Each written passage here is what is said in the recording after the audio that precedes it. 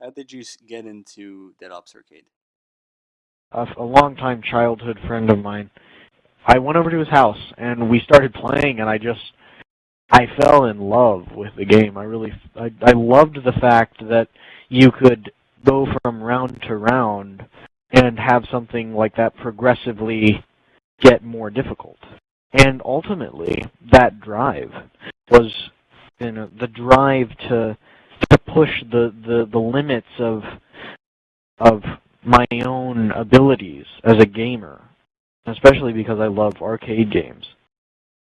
That was ultimately the drive that led to some of the greatest games ever played in Dead Ops Arcade for me. What do you think of the DOA community as a whole? What aspects of the people in the community do you like and which do you dislike? Because I played DOA so much over the years, one thing that I noticed about the community was that we were they were really all kind of separated into little divisions in a way, kind of like Team Blue versus Team Yellow versus Team Green versus Team Red, and that's one thing I noticed, and that every single person I met on there was very different from one another, but concurrently they were all sort of the same, in that we all loved playing the game. But one thing that I didn't like about the community was the division of everyone, and how susceptible everyone was to this overall competition, and how we would bump heads with each other over really just ridiculous things. And that was one thing I didn't like. What are your thoughts on the importance of scoring kills? Does it reflect how good a player really is? Or is it merely one of the many factors that must be looked at when assessing a player? Well, if essentially the basicity of score and kills represent what you're doing as a player and or what role you're playing. So if you are killing a lot of zombies but don't have a high score, well, then that most likely indicates that you may be struggling to make lives. What is your favorite game or game that you're most proud of playing?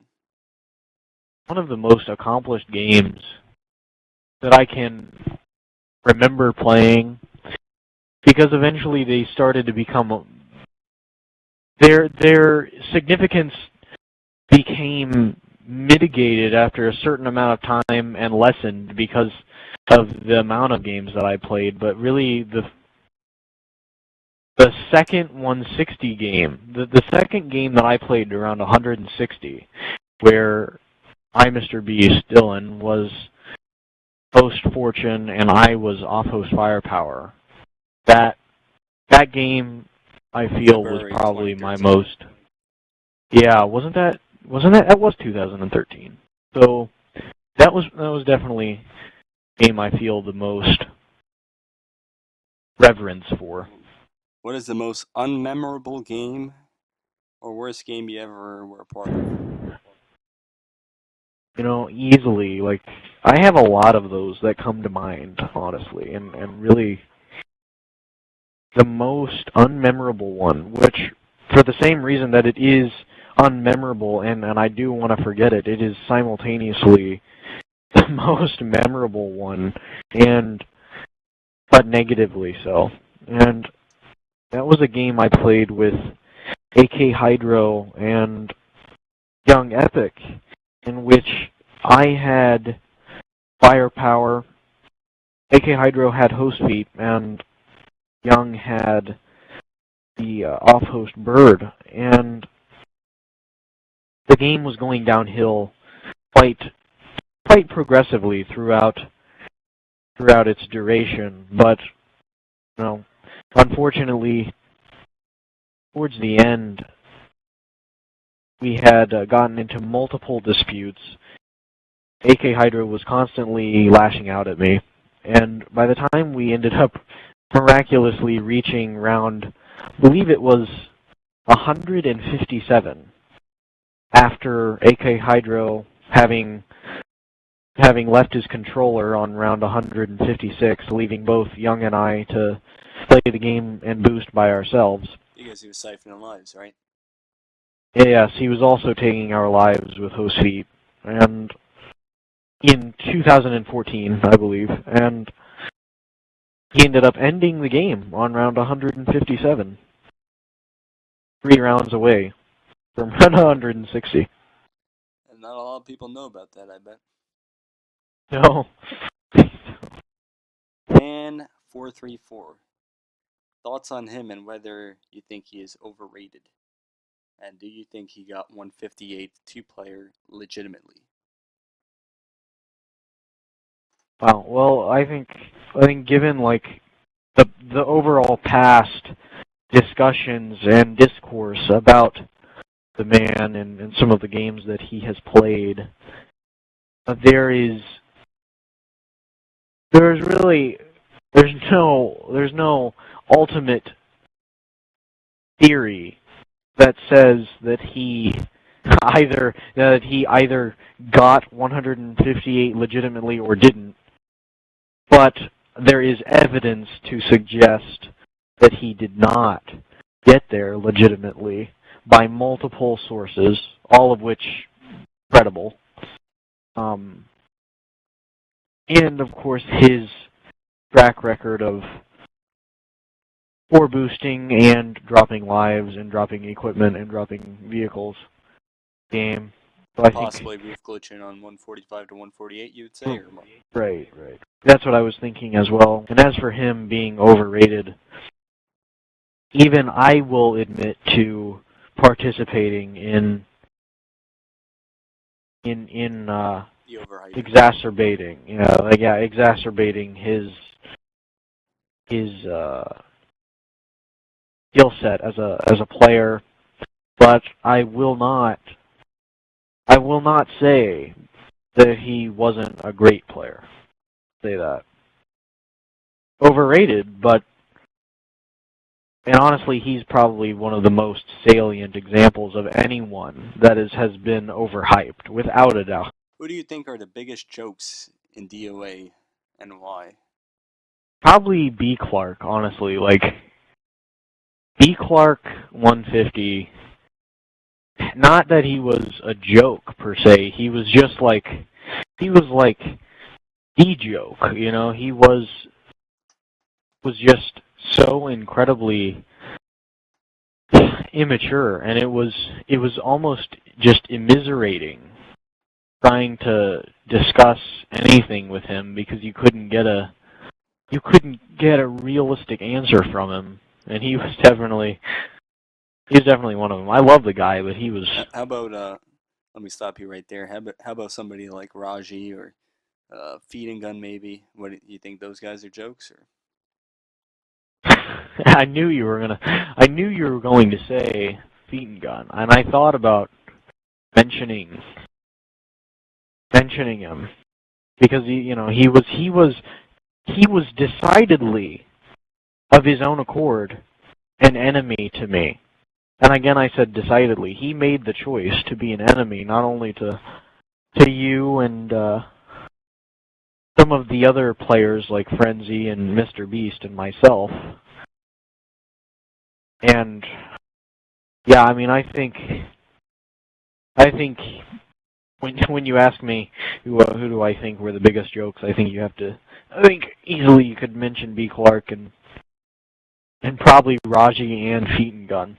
Honestly, those three. Your question about some of the biggest jokes. Psycho Throne. 9/8/2014 at 9:23 p.m.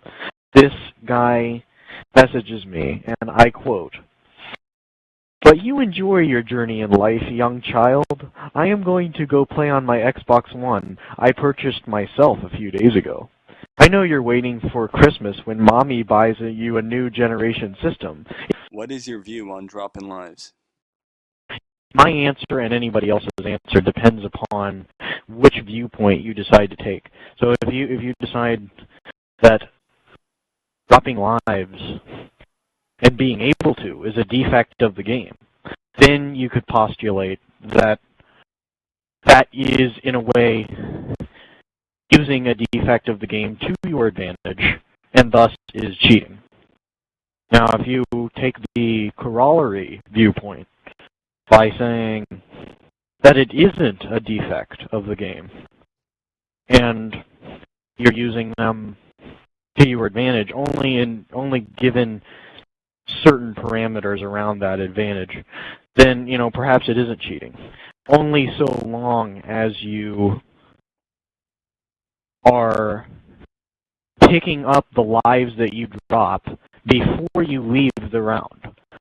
One thing, like I said, one thing I did like was the fact that I am still friends with a select few people that I played this game with nearly 3.5 years ago. DOA is a game that is often said to revolve around teamwork and requires other elements such as planning ahead. With this being said, has DOA taught you any lessons that you have tried to incorporate into your own life? Yeah, honestly, quite a few, actually. I mean, just a lot of different lessons from the amount of time that I played and the age that I was when I started playing and the age that I am now. For one, the game itself and playing with its players taught me to really not let close friends hurt you. Not close friends or foes, because ultimately the essence of true maturity is understanding that people do make mistakes, and people will inevitably always disappoint you. You will always come into encounter various disappointments in your life, and DOA is just a small representation of that. And and some of the friendships that I formed from playing this game has taught me that friendship takes many different forms. Sometimes just talking to someone over the phone or over a microphone. And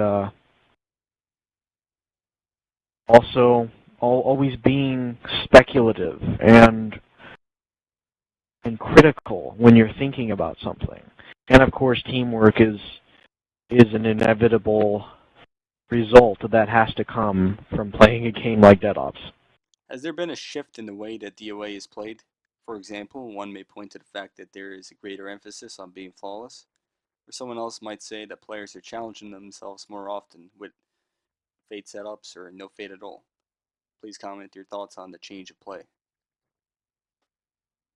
Well, I think that there is no way that you can refute the evolution of the game's players, and not really in a way the evolution of the game, because the game itself seems to be deteriorating slightly every year.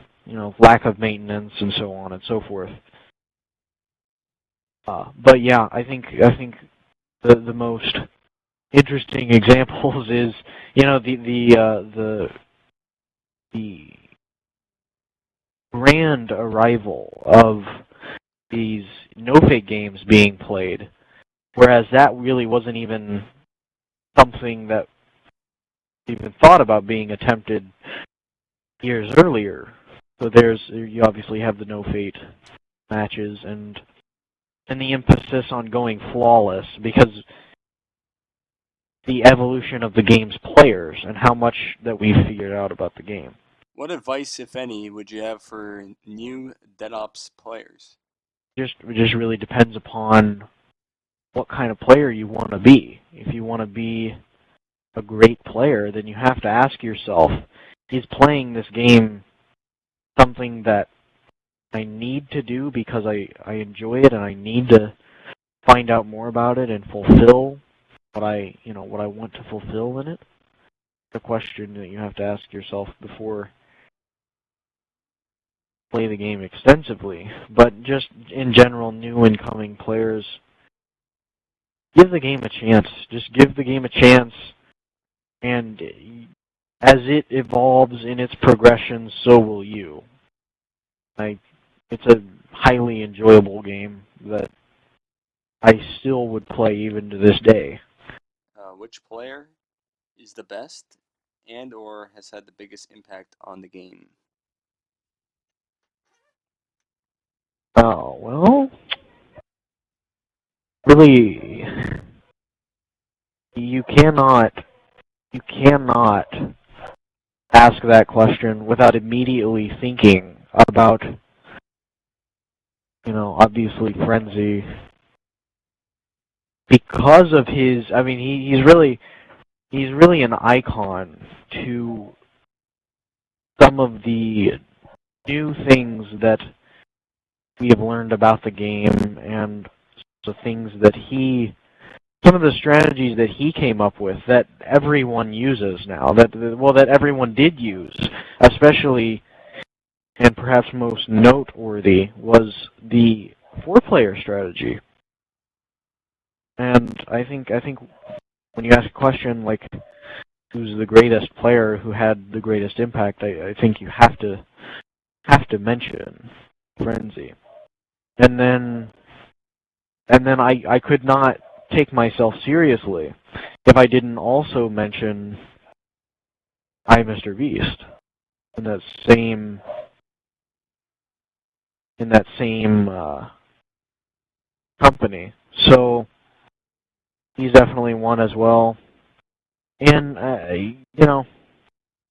ultimately, I would like to mention my name in there somewhere for the things that I have been a part of with those two players particularly. But I just think those two players, and of course, if anyone wants to throw me in there as well, I think I wouldn't necessarily mention my name with those two players, given that my body of work had been diverse from theirs, but they are definitely in the top 5, if not the top 2, respectively. And they both had the greatest impact on the game, not only for their work in progressing the game, but their greatness as players as well. But I would also mention, and you just cannot forget Fritz as well, and his work in beating round 160 and his work with modding. So